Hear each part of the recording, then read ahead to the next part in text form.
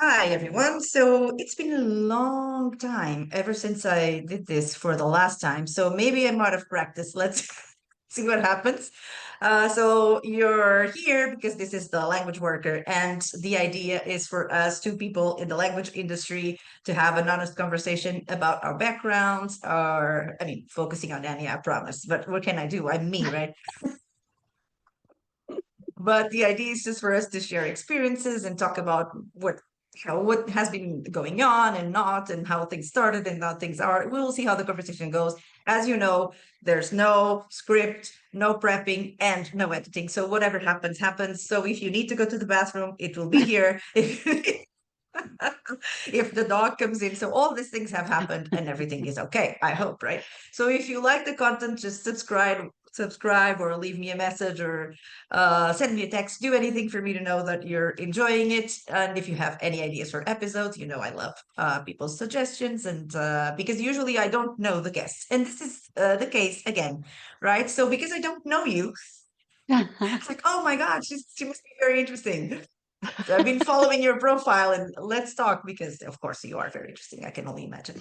But I didn't know anything about you, actually. So let's get to know Anya. So Anya, so Hello. much for accepting the challenge and stepping into the unknown, right? Because none of us knows what's going to happen. But I thank you very much for being here, because of course you have been in the industry with a very consistent kind of language, past and present. So it's very nice to get to know fellow language workers, for us to talk a little bit. But let's start with just the usual little introduction about Anya and how you got into the language business, basically. Yeah, of course. So, hello everyone. My name is Anja Jones, and up until last year, I have been running a translation company called AJT, and I started it in 2010 when I was just a freelancer working from my kitchen table. And then over the years, it grew. And yeah, in the end, we were a sizable company. At the very peak, I think we had about 30 in-house staff and about 300 freelance Oh, translators, which is it's not big. bad for a small-sized LSP. Yes. But yeah, I mean, how I got started initially is I studied linguistics and French at Sussex University in the UK, and took me a long time to do just that bachelor degree because I had like a year abroad in between, and then I Mhm. had to stop for a year to earn my tuition fees. So I didn't really finish university until I was 27. At that point, there was a decision to be made whether to go straight into the language industry. And I thought at the time I must be in London. Like that's, if for some reason, kind of, I wasn't really that clued up about the language industry yet. And I thought, oh, the only language jobs seem to be Mhm. in London. And there was a toss up between that or moving to Cornwall, which is on the southwest of the UK where there is surf. So my husband and I decided we moved to Cornwall first. Okay. And I worked in administration essentially for 3 years or so before I then thought, okay, I really need to get back to my language roots, and then yeah, got into translation, set up as a freelancer, and it sort of snowballed from there, really.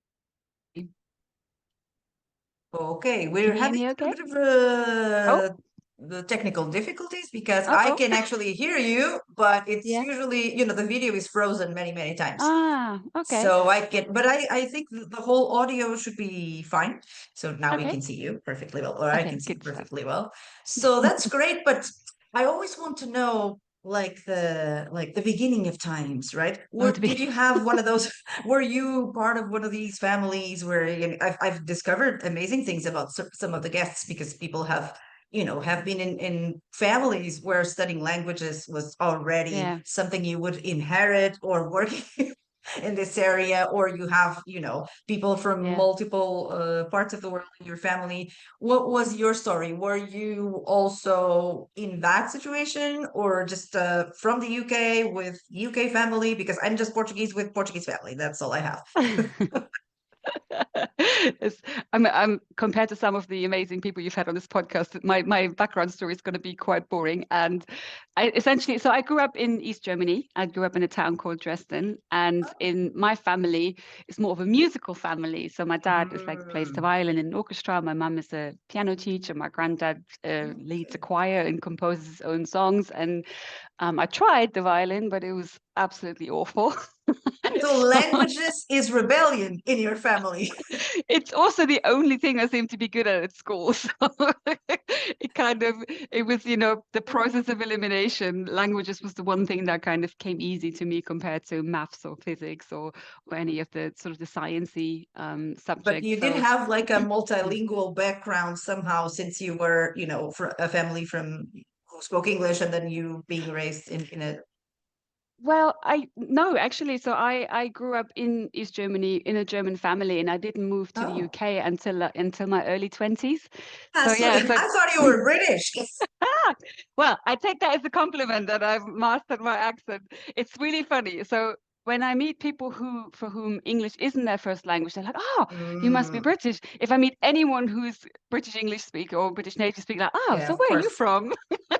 It's Because like, I know stop there's it. many accents. I mean, you could be from anywhere, right? And as everybody Very knows, my true. focus is usually on the American side of Yeah, things. So I'm more yeah, familiar with the accents and everything else over there, which is also very complicated to understand where someone is from because there's many mixtures. You're usually very from true. a background like this, like that. So I guess it will Yeah, become harder and harder for one to understand where someone is from just by the way they speak, right? So I really, yeah, because yeah, of your name absolutely. also, I was like, yeah, of course, Jones.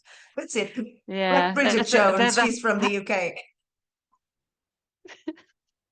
so No. true. There's a very handsome Englishman called Mark who I married about 20 plus years ago. So that's where the last name comes from. So here's the I fun never fact. think My about my these maiden details, right? well, my maiden name was Blechschmidt, which it's a very long name with 6 consonants in the middle. And I was just very happy to take the name Jones because it's much shorter Because and it's easier. also yeah, sexy and also quite cool. Like, I don't know, coming from Germany, there's Indiana Yeah. Jones, there's Tom Jones. I was very Oh, happy I to join see. that kind of family name. Oh, I got it all wrong. I see. Oh, I that's see. I okay. see. So what about this French story? Because you studied linguistics and French, right? Yeah, yeah. So like at school, I actually deselected French because at school I hated French. It was not a language that came to me very easily.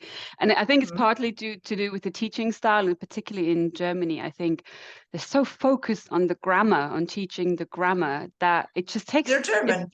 there's exactly, and it zaps all the fun out of language learning, I feel. And then yeah, so then I did my A levels, Sorry, did I'm not in English. that category. For me, grammar is a thing I think about day and night Well, now I do, and but love like it when and you, love it. yeah, yeah. But so I deselected it, and so I didn't do it for my A levels. But then, yeah, I went to university in the UK, and I thought, you know what, I'm just going to give French another go. And actually, the way that at UK universities they teach French, it just clicked all of a sudden. It was a very different style of teaching. There was still the grammar there, but there was not as much of a focus on it, and there was more Mhm. focus on the culture and the conversational part, and actually the bit that's fun about a language, right? Learning about the culture and politics even and economy, Yeah. everything. So it kind of reignited my passion for French. And then as part of the degree, you go abroad for a year for the Erasmus year abroad, Hmm. and I went to a beautiful Caribbean island called Martinique, Hmm. which is part of the French. Yeah, it's a French island, so that was really beautiful to go to university in the Caribbean for 9 months. Wow, I see. This is why you Yeah. have a whimsical approach to this whole French thing, right? Yeah, it might have been different if I was stuck in the metro in, in Paris for nine Yeah, months for sure. But most yeah, probably. so but it's I feel quite sad now because once I graduated from university and then kind of got into translation, so I was translating from English to German, which was my mother tongue, and kind of French has kind of fallen by the wayside a little bit. So I still speak it. I can speak it, probably more simply now than I would have been able to 20 years ago. But yeah, it's sort of fallen down a bit, and it's being firmly replaced by Portuguese now that I live in Portugal. Yes. Well, my French, poor thing. I mean, I studied more French than English, actually. Wow. Or the same, basically. But then I study it because I've always known I wanted to go to linguistics and all of that stuff. And Mm, lexicology and lexicography, they're very strong in terms of French, obviously. So I thought I really had to do it. But yeah. then the problem is that I've used my French in the last 30 years, literally, only when I went to Paris 3 or 4 times, just to Yeah. talk about practical things. And usually I speak in French to myself, but in my head. Mm. So I don't even know if I like my voice with the accent or what the story is, because I really don't have an opportunity. And even if I do, the Yeah. person will speak English, so it doesn't really come out naturally. But every now Yeah. and then I'll feel that, oh, I really should go back to it. But I'm just so used to this, right? Yeah. Then Yeah. it Yeah. becomes a little bit complicated to go to it if there's no specific reason why you should go and grab I, it. I think that's the thing with language learning, isn't it? If you don't have the chance to practice, it's really hard to progress. And I even found that here. So I moved to Portugal 2021 full time. So I've been here 4 years, but for the majority of that time, I was still running the translation company, HAT. So at home, I speak English with my husband, Mark. At work, I was speaking English. And as you know what it's like when you run a translation company, there's not that much free time. And even when you have free And you live time, in the you Algarve, which is the same as living in England in terms of language. but there is So, that. yes. There is that. So I didn't really have that many opportunities to improve my Portuguese, but currently I'm doing a course with the government. They offer like a free course for immigrants, the A1 and A2, like in language learning. So you Hmm. can do it for free, but it's 150 hours over 4 months, and yeah, I'm sort Mm. of just started with A2 now, and that kind of hearing it 3 times a week for 2.5 hours, speaking, listening to the teacher speaking in Portuguese only, that's been really, really good. Yeah, Hmm. it's kind of, So I I will feel not like, test your Portuguese on please camera, don't. but I will do it off camera. Yeah. Also, we're only just moving on to the first type of past tense. So, present tense mostly, Oh, a little bit wow. of past tense, but none of the irregular verbs yet. So be Okay, I kind. see. Okay, okay, I'll have that in mind. So, what happened between studying this, studying that, moving here, moving that, and actually deciding that going from freelancer to a company owner was the way Yeah. for you? I'm I always think it's, interested in this step that I'm yeah. going through right now, right? So, it's like, what happened? Yeah, absolutely. And I think for me, it was quite organic because so I set up as a freelancer and oh my God, I did this thing where I made up these postcards and sent them to all the local hotels in Cornwall offering website translation services from English to German and French. Mhm. That yielded almost zero results. Okay, I also registered. sounds about right. I also registered on pros.com and got my Mhm. first paid translation work through there. And, and probably against the advice I would give new budding translators now, I undervalued my services and started at a very low rate just to get some feedback and get some star ratings and kind of build We my have to be profile careful through about that. the expression Um, low rate, right? well, for Low rates sure, are very different it's for all every very, person. very But we will subjective. talk about it in a little bit, I imagine. Absolutely. Yeah, absolutely. But yeah, so it was kind of, so I started with that, but then I did get some projects in straight away that weren't just for German, but for other languages. And at the time, a good Mm. friend of mine, Sarah, she had just had a baby and she said, I'm going to set up as a translator. She's like trilingual, so it was like a no-brainer for her to kind of tap into her language skills. And so immediately I had like another buddy with me there, and she was doing the French, I was doing the German, and then more projects came in. And then so for I think almost 4 years, we essentially, it was just the two of us Mhm. working. She was a freelance essentially, so I would pay her for her time, but we were Mm. kind of building this together and working on projects together. We were both translating and proofreading in our mother tongues, as well as project managing a small amount of people around us. So Mhm. and we did that for a good 4 years. And then in 2014, I then made the the step to actually have a first employee, because we had so much regular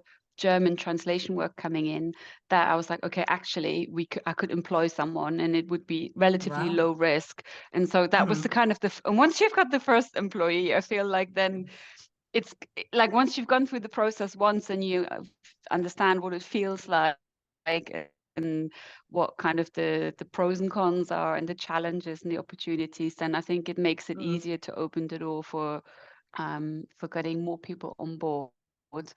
But it's definitely, it took me a while. And I actually, back in the day, this is before Brexit, there was quite a lot of European Mhm. Union funding in Cornwall, because Cornwall actually was one of the poorest counties in the UK. Ah. Because yeah, there was just there it used to be lots heavy on mining, and Ah. then there was like Mhm. lots of tourism, but that was the only thing. And so there was quite a lot of funding, and so there were organizations out there that were supporting startup businesses and giving business mentoring, which is so helpful when you're a solopreneur, especially to kind of have Yes.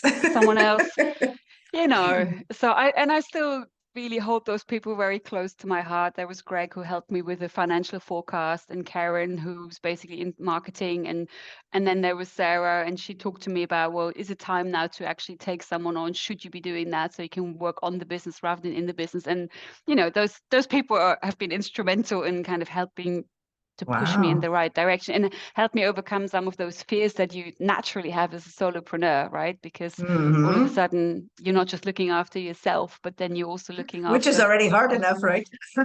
else. Indeed. Yeah. So it's definitely Wow. not like it came organically in the sense that there was enough work there to support that, but also it's a Hmm. mindset thing with solopreneur to go from solopreneur to, actually employing people. But Yeah, wow. Sounds yeah. adventurous, let's say. So, did you change well, your business approach Mm. changed a lot when you became, let's say, a company, right? Or did you simply kept the ball rolling and things were organically the same? Or was there a moment with all the mentoring and all the people that you had around you to give you some advice? Was there a moment where you thought, okay, my whole approach, there needs to be, I don't know, a more company oriented kind of structure, like we have to have the accounting people, we have to have either someone internal or external take care of marketing, someone for sales. So was that started Yeah. happening, I suppose, right? Yeah, it did. And initially, I had someone who I was outsourcing just a little bit of accounting work to. And then in 2017, we actually employed a proper administrator who then became our office manager, who then became our head of operations. So she's been with us Okay. since all the way to the end, basically. Nikki, yeah, she's tremendous. But so Mhm. that was really important actually to also, because I'm not a numbers person. I'm not actually a big lover of, accounting software, et cetera, et cetera. I understand it, I can do it, but I don't love it. So actually handing that over to someone who's much better at it, much more organized and on the ball, is actually a huge relief. So that's definitely, if there's anyone like thinking about, okay, what can I let go of? Let go of the stuff you don't like, Yes, you of know. course. That's the whole idea. The only thing I would say is I know sometimes, specifically in the translation world, p- translators who then become business owners and they can't let go of the translation. I think because that's often how we started, right? We love translation, but if you can't let go of the translation, then don't employ people, because you need to be there for those people. You can't be doing the fee earning work as well as looking after staff, because it Mhm. takes so much more time and effort behind the scenes to look after people, to plan out their day, to plan out holidays, to think about training, think about how people can progress through the company, making it fun for them to come to work, what happens when they're sick. There is a whole personnel or HR kind of Yeah. machine that sits there, and if you as a translator, you can't let go of translating because you really want to do the translating, then maybe then that world isn't for you, and that's fine. Like, it doesn't have to Yeah, be for for sure. everyone. Oh, yeah. I know a um lot of people who decided never to expand, and they could have for many reasons, but they decided to mm, just keep things the way that they were. And they were, obviously continuing their training, their CPD, all of that. But they just yeah, decided that yeah, this is what they wanted to do. And that's beautiful. I mean, because like I always say, no matter who you are and what you do, the most important thing is actually that you understand what you yourself want and need. Because if you're going to Yeah. go with the Joneses, right, with the trends,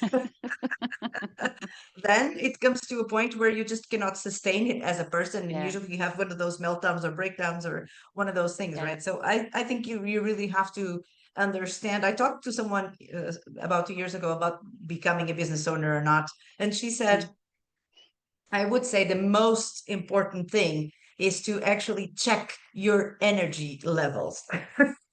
She I said love that. it was not your business sense, it was not your knowledge, it's your level of Mm-hmm. energy, the way that you can actually sustain something that doesn't happen overnight or keep going without seeing Yeah. any results and just keeping your life moving, your life force really, and not just Mm-mm. focusing on that as the ultimate goal. So to have the energy to build that around you, that aura that will protect you from those difficult moments that you will face. She said, I would say this is the thing that you need the most. So I guess you Yeah. also think that that's a bit I the uh, case. I definitely think that's true. And also I do think there is something to think about whether you want to be a people manager, because it's very different from managing projects to managing people. It's Right. they're complementary skills, but they're not the same. So and all of a sudden we're talking about the kind of soft skills that are sometimes really uncomfortable to learn, and sometimes you learn by making mistakes. And I definitely wouldn't say I'm perfect at this stuff, but it's a learning curve, and it's whether you want to go on that curve and having to give difficult feedback to people, or and stuff that's not objective necessarily, and having to check yourself about whether what you're feeling is okay, or whether maybe you need to check yourself before you give someone feedback. And it's quite a lot of psychological stuff that goes on with becoming a people Oh, manager, exactly. that links to self-awareness and kind of being able to read other people, interpret what they're saying. And yeah, it's definitely a question to ask yourself if you're ready for that, and if that's something you want, even because I know Mm. some people are like, no, no way. Just give me my project and this is Yeah, it, exactly. right? And that's great. Yeah. But that's your case because you actually ended up having, let's say, a pretty big company, right? Especially for the industry standard. So let's call it that, right? Yeah, Of course, absolutely. if you look at and of course you have looked at all of the information that we have with NIMSY and all those companies, the Mm-mm. reports show you that the vast majority of translation. This is the old school way of calling it, right? Translation companies or Yeah, translation yeah, business. yeah. Apparently, I've been around in public places, and they say things like you should avoid words like translation and language, but Yeah, yeah. I'm not there. Sorry, and I don't know if I ever will. I will give up on the word translation. Great, if Yeah. that's considered this or that, but language, I think it's actually very personal to me to talk about language. I have the word language everywhere in my life, Mm. as you can tell. Yeah, absolutely. So for me, that would be much harder to let go of in any circumstance. But we will see what Yeah, happens. But to be honest, that's something I cannot envision for myself. There you go. Other companies, it's fine. But you actually had absolutely. for this context, it's a Mm. big company, right? So how did you actually grow that much? Because I mean, if you've done it for around 14 years or something like that, then Yeah, it, yeah. it was pretty quickly, right? Yes, and for full disclosure, we did have one client that made up quite a lot of our turnover. And Mhm. this is not advice I would give to anyone, because the advice is don't ever let one client get bigger than 25% of your overall turnover.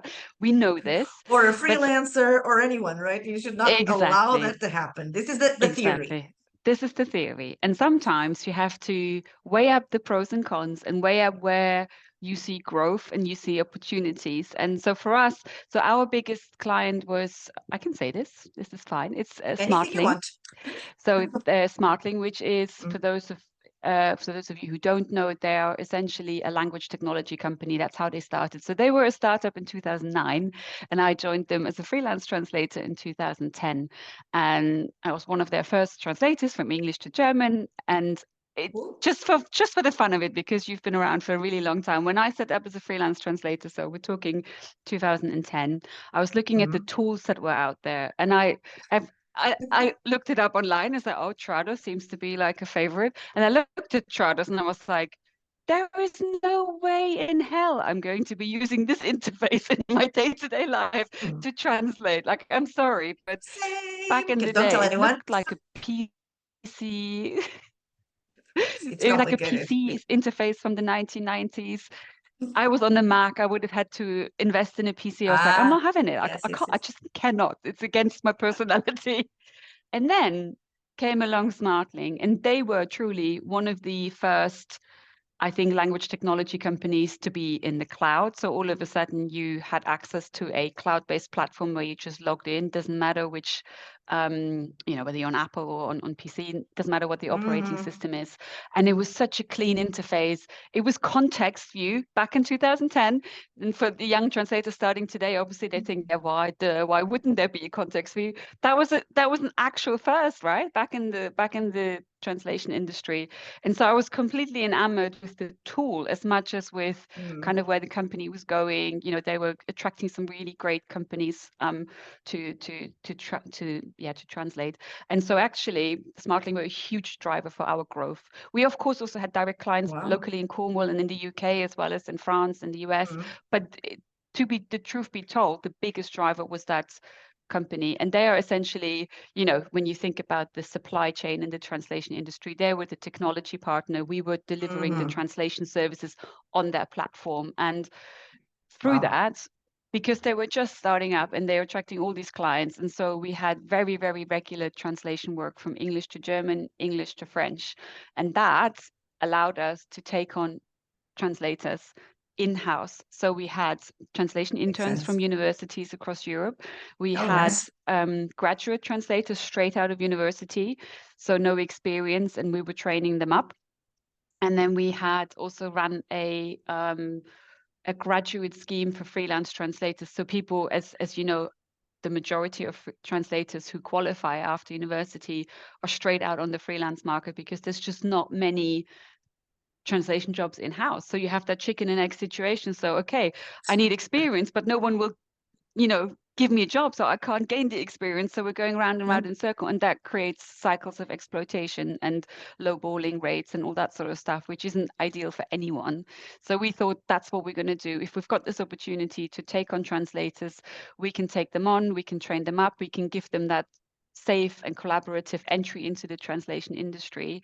And it worked really, really well. And I know when people say, oh, they were your biggest client, and essentially, of course, that was also the downfall in the end, because when that big client kind of tends to move away most of their work because of price pressures at their own end, then the house of cards collapses slowly but surely over time. So, But it's it's just a, the way it is, even if you're a but freelancer. How many times does that happen, right? That you exactly, actually have your business set up in your head where you already know that this exactly, client, and I guess this is a exactly. pretty common thing. So it's Yeah, like a cycle, right? It totally makes absolutely. sense that it will start and At eventually some it will have to end. Exactly. But during that time, like I think I say this for myself to make myself, feel less shitty about, closing down a company as anything else. But we had lots of translation interns. We had lots of in-house translators that otherwise would have had to go straight on the freelancer market. And they're incredible people. Like now I see them fly. Like they've since, people want after they leave HAT, after they've had that couple of years of experience under their belt, they then off to fly. They go freelance or they join other in-house companies, client side. It's incredible. So I'll always be super thankful for that opportunity, and part of that is grabbing that opportunity by the balls, even though it's a risky opportunity. But then we were always of that thing, okay, well, we just manage that risk. So speaking cash flow now, like we were very, very risk averse, and so we always put money in the kitty. We didn't take out all the profits at the end of the year, so we had Mhm. at least a 3 month operating cushion that included everyone's salaries and all of our running costs. So there was a lot of Wow. money sitting in the business as we built it up to Mhm. basically be ready for when the day comes when ultimately the house of cards will fall down. And yeah, essentially that's, Because I we mean, that's know it will come, right, it. somehow. Well, in that Yeah, way of, if a major client yeah, somehow makes decisions, or sometimes it has, well, usually yeah, it doesn't have anything to do with you, obviously, or your business business. It's Yeah. just their own business decisions or models, and we know that right now in the industry, that's just, I mean, if things don't change for 24 seconds, we think it's over, right? Because we're so used to it in Yeah. our industry. It's just that when people Absolutely. outside of the industry think that what we do Mm. is very simple, we're not open to technology, I always have a hard time having those Yeah. conversations. Even people in the industry who say that people on the side of the ones who do the work, so as I call them, the language workers, Yeah. don't are not or are technology averse, or they don't want to evolve, they don't want to learn, they don't want to change. Well, Mm. I think we have done nothing but to adapt and to change on a daily basis. And this is the way it is, Absolutely. because usually, Yeah. well, my main vertical has always been IT and software and things like that. So it's like Mm. most people don't even dream that something exists, and we're already dealing with it from multiple Yeah. perspectives. I mean, and your clients are implementing technology left and right, right? So, but I Yeah. forgot to ask Yeah. this thing that I always want to know, because I'm very interested in this part of the business. So, was there a specific vertical that you guys specialize in? Were you more of a generalist company? Did you have a main focus? Was it language group oriented? Were you figs, Yeah. I suppose, Yeah, oriented? things. Yeah, we specialized in European languages, and marketing was a big part of what we did. We did also have some other projects, but marketing was the bread and butter work for us, really, which is the fun part. Because that's where you're allowed to be that little bit more creative and really tap into the cultural adaptation work rather than For me, sometimes the just fun part is terminology. I'm sorry. a girl loves what a girl loves. What are you gonna do? I'm boring like that. Yeah. But yeah, so that was kind of what we focused on, and it was good fun. But coming to how technology is changing, but obviously this is also a part that's been the most frustrating for us, as we saw the creative marketing translations kind of being passed through AI and or MTPE workflows, and it just zaps all of that creative spark out of the translators, because once you've seen an existing translation already, you can't unsee it, and it sends you down that horrible path. And if you actually do take the time to unthink it and unpick it and make sure it's really great, you basically working for no money at all, because it's taking that extra time to unpick it and make it right. So yeah, Hmm. it's one of those things. It's probably contributed also to essentially us shutting down, is that so much of the two-step human translation plus copy editor, those workflow steps have been reduced to one step of just an editor overlooking the machine translation, and that takes away a lot of the work, right? But it also takes away a lot of the fun. And so yeah. I see now.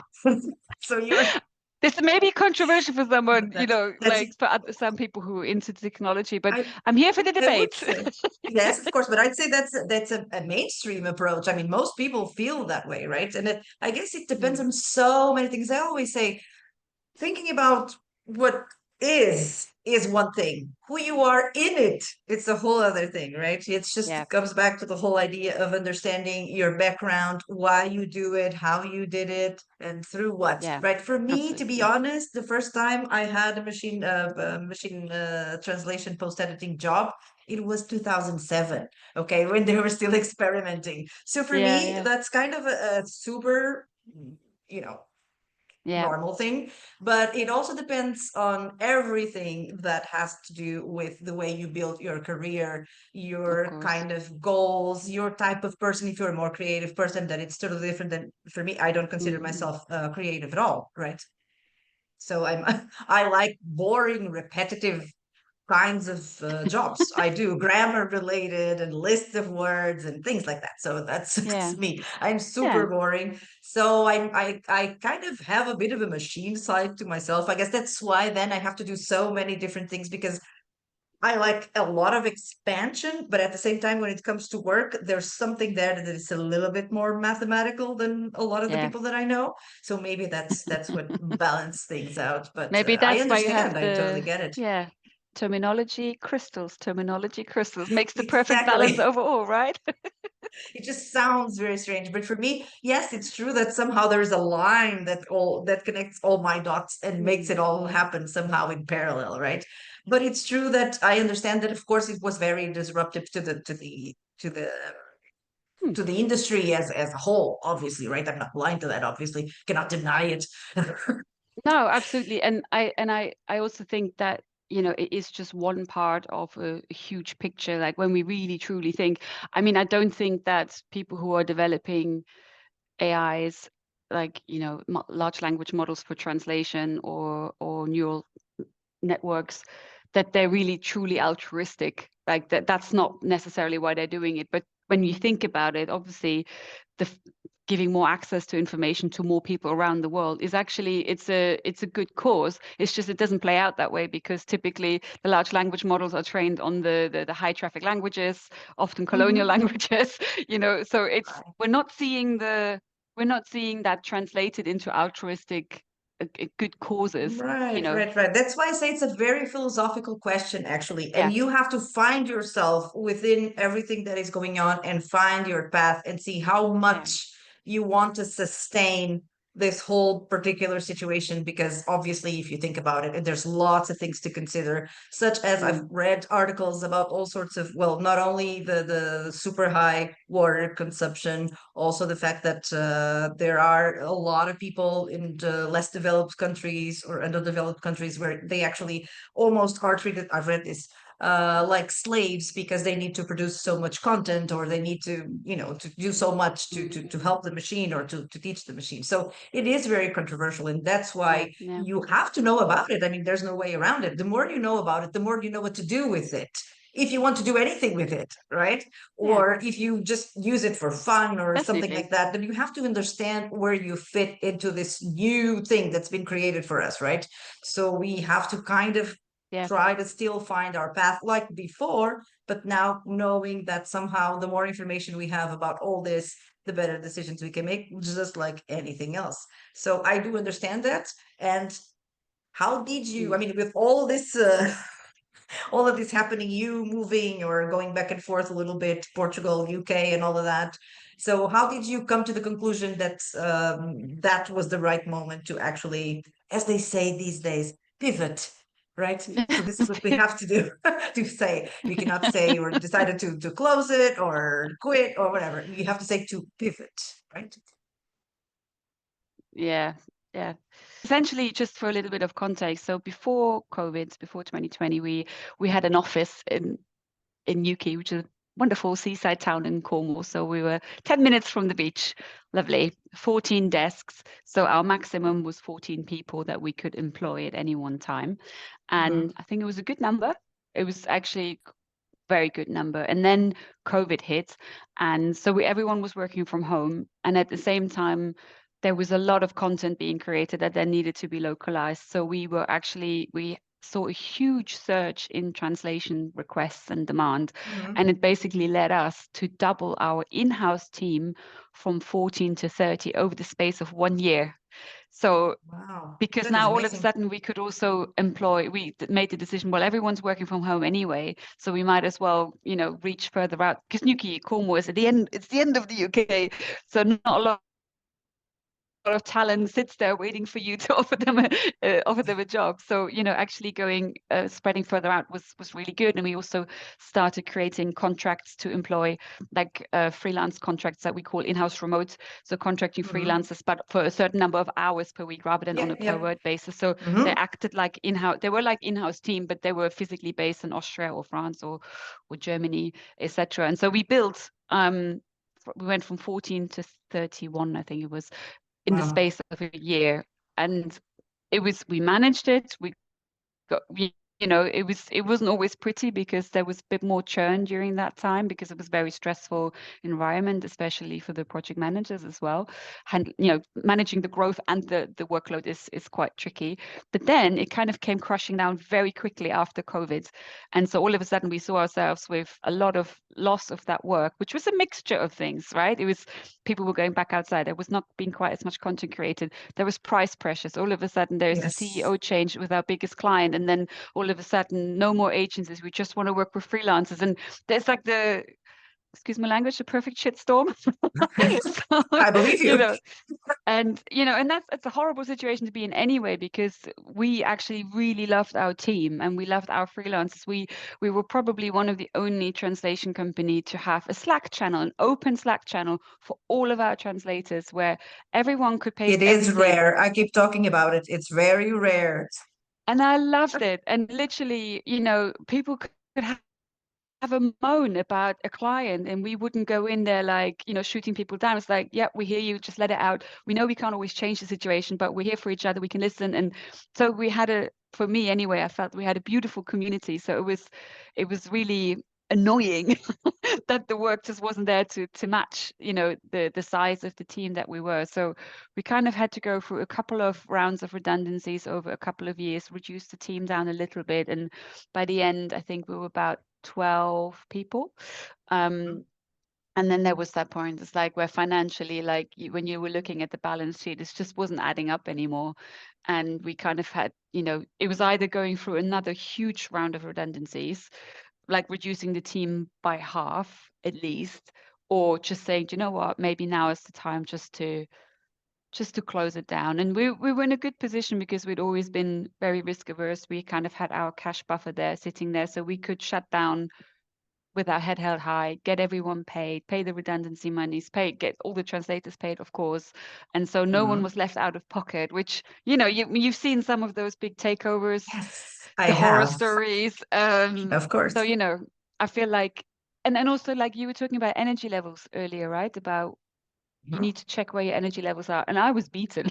I will Yeah. be honest with you, after 2 years of going through that and hustling, I was like, even if I did restructure, I don't think I would have had the heart to have another restructure. But even if we did, I was like, I'm not sure. Like, it feels like maybe now is the time after 14 years. So it was the And end of a cycle, and you I decided to think just so. accept it, Yeah. right? And also just coming back briefly to, what you mentioned about large language models and I have a huge struggle with that. I did the Oxford Artificial Intelligence program, which is like a 6-week program where they really do a deep dive into artificial intelligence in general, and then also Mm. large language models and how they work. And in the end, it only really confirmed what I already knew, is that I have some huge ethical issues with how the models were trained. And you see this playing out in courts all over the world right now. Disney, I think, has just taken, what's it called? Mine something. An image generation engine. Mm. They've taken them to court over copyright issues. The New York Times sued OpenAI. There's all these things going on around the world as regulators trying to get to grips with copyright issues. So there's ethical issues, but then there's also the environmental issues, like you say, with water consumption and all that stuff. So I was already in a place where I feel like, oh no, I know it's adopt or die, but also I really don't want to do it because I don't believe in the technology as it exists today. And I'm not. I Hmm. love technology. I love tech. Like, I'm really into tech, but like not at the expense of my values. So it felt like, okay, maybe this is a moment just to close it down, take a step back and reevaluate and see where we go next. But yeah, in its current form, it wouldn't have been sustainable to keep the company running. One of Hmm. those. Yes, I totally admire you for doing that, because I mean, sometimes people just, because they don't want to admit that something came to an end Yeah, in all domains of life, they just keep on going, for sure. beating ourselves up, and it's not Yeah, worth it. So the first thing that I did when I went solo, right, was to create the podcast, right? So it's like I nice. had been dreaming about it for years and years and years, and I'm Yeah, talking about this because I guess that's what you did too, right? So once you found yourself, closing down your cycle, then you had to somehow think about your life from that moment onward. I suppose that's how you yeah, divide it at the moment, right? There and now company and no company. yeah. So was the podcast something you have been thinking about for a long time, or because I had been thinking about it since 2014, but I had no idea technically how to go around it, right? Yeah, So that's one of the good things that has happened in the last 4 or 5 years, is that technology is yeah, so much more accessible to you. And I don't use any particular tools for this. This is just yeah, Zoom, and then I upload it to either the both the podcast platform, and Yeah. YouTube. So this is it, right? There's no editing. You Nice. create the cover is basically all. Yeah. Someone created my logos for me. Yes, I'm premiering my logos today in the podcast. And Beautiful. that's that, right? So there's no technology behind it really. Yeah. But how did Yeah. you actually come to create it? Yeah. So I set up a Substack called Humane Language. So Substack is a platform where you can create blog articles. You can also do podcast episodes on it. It's kind of a platform that you can do a live as well. But essentially, I was trying to build a little bit. Well, I wanted to kind of geek out about language and just write about stuff that I'm really interested in that's not necessarily translation. So, talking Mm-hmm. language, linguistics, Yeah. communication, rather than narrowly focusing on translation. And Substack is just a beautiful outlet for that. So I can, read lots of research Hmm. about a particular topic and then write an article about it. And then I'd been speaking to a couple of uh, people that I've met professionally then who became friends about doing a podcast together. And because everyone was busy, it never really happened. And then I saw that Substack, oh, you can actually record a podcast really easily. Great. So I invited both of them to my podcast.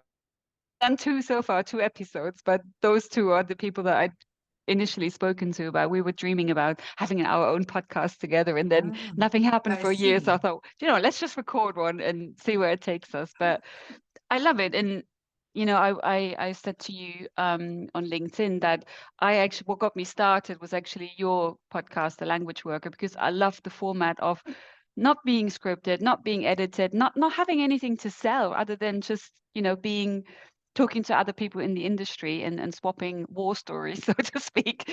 So it gave me the permission to not having to be perfect and just get started. What I've had commercial projects being talked about on the podcast, but the advantage that I have is that I just invited them, that's it. But Yeah. they were selling something, but yeah, it's true that it's very free like that, so I don't mind doing that. That's not a problem for me at all. And I think anything that will somehow inspire or help or whatever the community, then it's something worth Mm, talking about for me, so it doesn't nice. really matter. So I thought you having I love the name that you chose. That I told you, right, my big notes, I showed her notes, it only has one sentence, which is the name of the podcast. So because you used it with the I, extra I or not, right? So it becomes either Yeah. human language or humane Yes. language. And the funny thing is that obviously for us Romance languages, we have the two words for language, right? Lingua e linguagem. And in English, Ah, it makes things a little bit yes. different because you actually don't have to pick, right? And sometimes we're talking about one and not the other because they're very Absolutely. different, but it's very interesting. So it got me thinking about that, right? So I thought it was really interesting that you put it like that.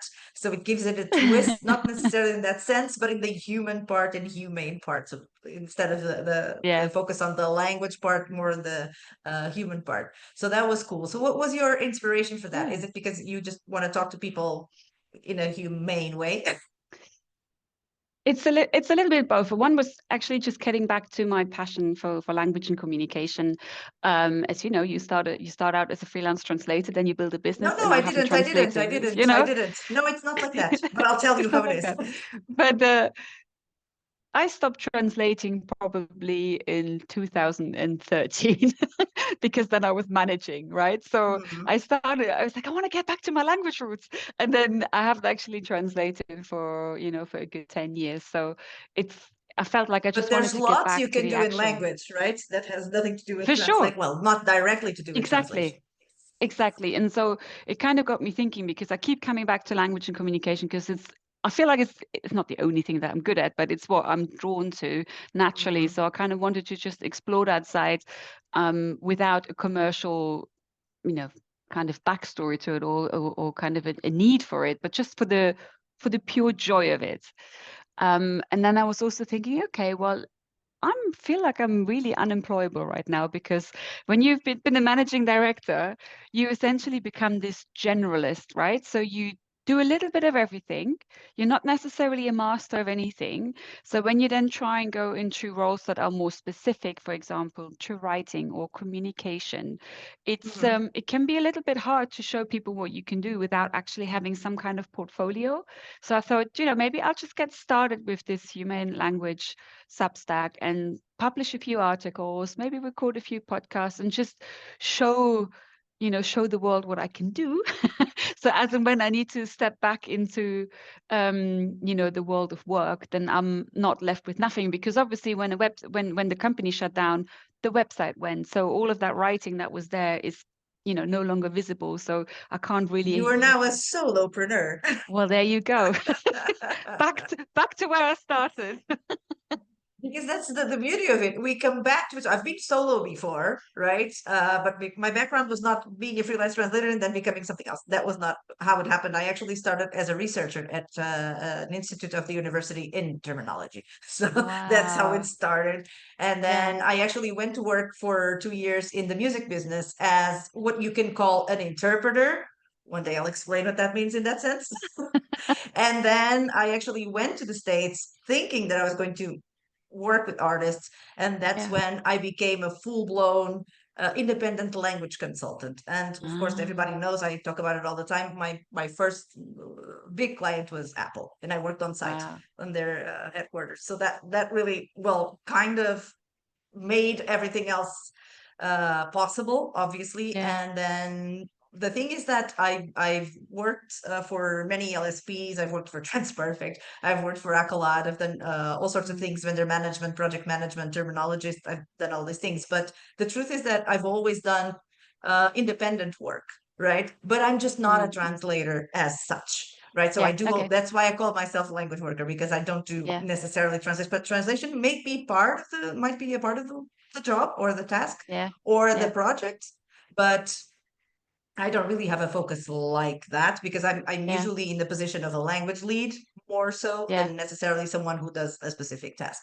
So that's Yeah. where I find myself. So this is how it's been going. It's like I go back and forth to doing, for example, Yeah. consultancy now on talent management. I'm actually running a course on talent management at the moment. Oh, very So cool. I go back and forth without Yeah. ever leaving any of my what might sound like loose ends behind, because Yeah. they're never loose ends, because I'm always going back to them again and again with new approaches and more knowledge. So I think this is Yeah. exactly the route that you're going to go into from now on, because you Yeah. have so much knowledge and because you've done Yeah. different things, you're so ready, I'm sure, for amazing things that you cannot even pinpoint right now, because you're still, of course, Yeah. you're still rediscovering yourself, I suppose, right? Yeah. I suppose so.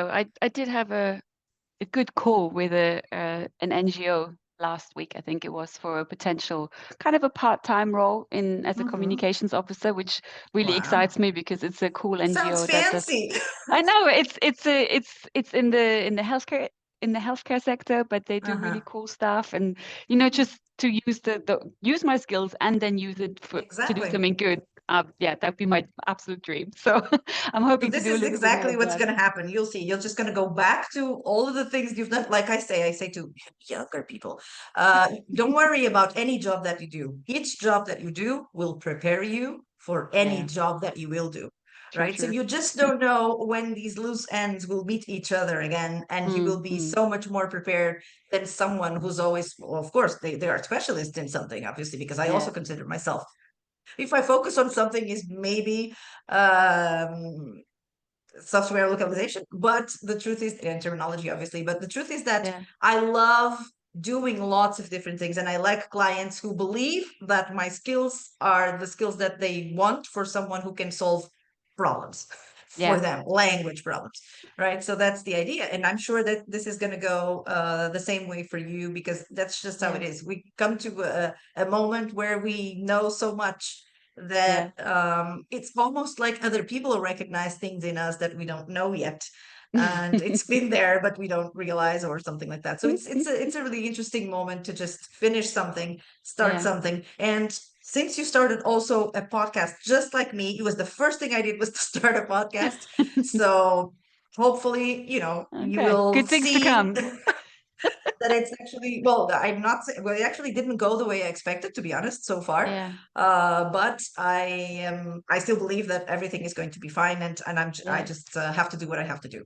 So, and I yeah. still believe that this is the way to go forward for me. And I'm sure that you will feel this way very soon, because you'll see that things will just unfold, and that's how it Yeah. goes. I mean, I love that though, because, one of the things I was thinking about is that to earn a living, if there is an opportunity to tap into different parts of your different passions even, right? So I love that you've got the kind of the techie terminology, but you've also got talent management, which is much more to do with humans and Mhm. interaction. And I think it's really beautiful to be able to carve that out for yourself, so you're not just stuck doing the same thing for such a long time, but to have kind of dabble in the different areas and tap into different parts of your brain and what fires you up. I think it's really cool. It's like you've made it. Well, it's a journey, and it never ends, and it will change, and you will fall and you will rise. I already know that. I've been here long enough to know that. So thank you so much. It was amazing to meet you live, right? Like this is also the first time. Likewise. Yes, we exchanged just a few messages, and I say a few, and it's true. But I think it's very interesting to understand people's backgrounds and how things unfolded for them, because it's great examples for people to come, people who are already here. And this is the way we evolve, is by communicating, really. To be honest, I believe that this should be the way forward for every single problem that we have. We should be ready for that. We have evolved intellectually so much, we should be able to solve everything with our mouths. This is what I think. So Beautiful way to finish. thank you so much for this, Thank and you, I'll be Rita. following you and knowing about your projects and everything else. So thank you so much for being here, and I'll see you very soon. Thank you so much for having me, Rita. It's been a pleasure speaking with you. And also, we were very fortunate, because now in the last 10 minutes, it's when your Yeah. video stabilized. Oh, very good. Because basically I was not able to see you the whole Oh the no. whole let's call it session, right? The whole episode. But anyway, so now we Yeah. see you. It might just Thank you be so audio much. then. No, it's going to be video and audio. It always is. Many times with technical problems, but whomever knows the podcast already knows that this is what happens. So thank you Very so true. much, and I'll see you around, you guys. Thank you so much for Thank you, being here. Rita.